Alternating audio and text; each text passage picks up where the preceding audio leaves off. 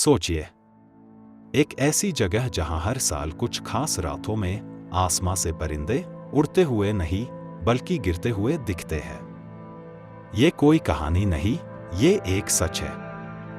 India के north east में एक छोटा सा गांव है जहां हर साल सितंबर से नवंबर के बीच रात के अंधेरे में बर्ड्स अपनी मौत की तरफ खुद ही आकर्षित हो जाते हैं। इस रहस्य ने साइंटिस्ट्स को भी कंफ्यूज कर दिया है और लोग इसे जोड़ते हैं सुपरनैचुरल शक्तियों से।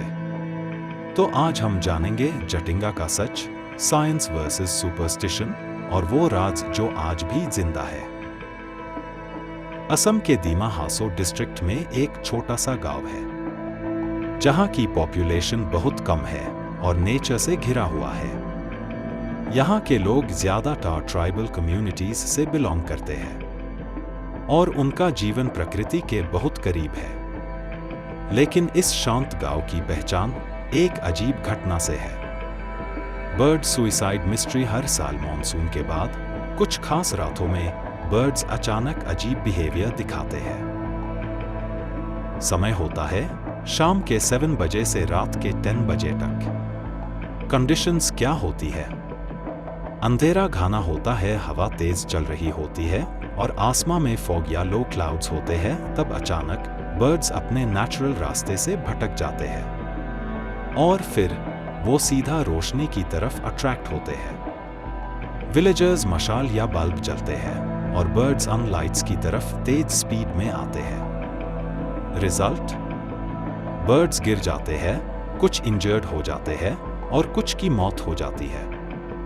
ये सब देखने में लगता है जैसे बर्ड्स खुद अपनी जान दे रहे हो।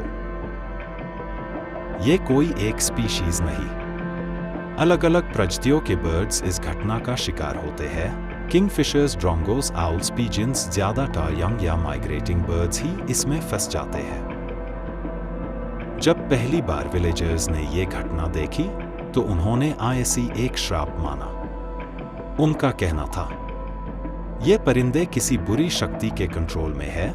कुछ लोग मानते थे कि ये आत्माएं हैं जो बर्ड्स का रूप ले लेती है और कुछ कहते थे कि ये एक देवता का संकेत है।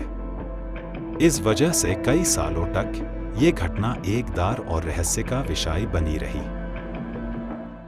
जब साइंटिस्ट्स ने इस पर रिसर्च की तो कुछ इंटरेस्टिंग फैक्ट्स सामने आए।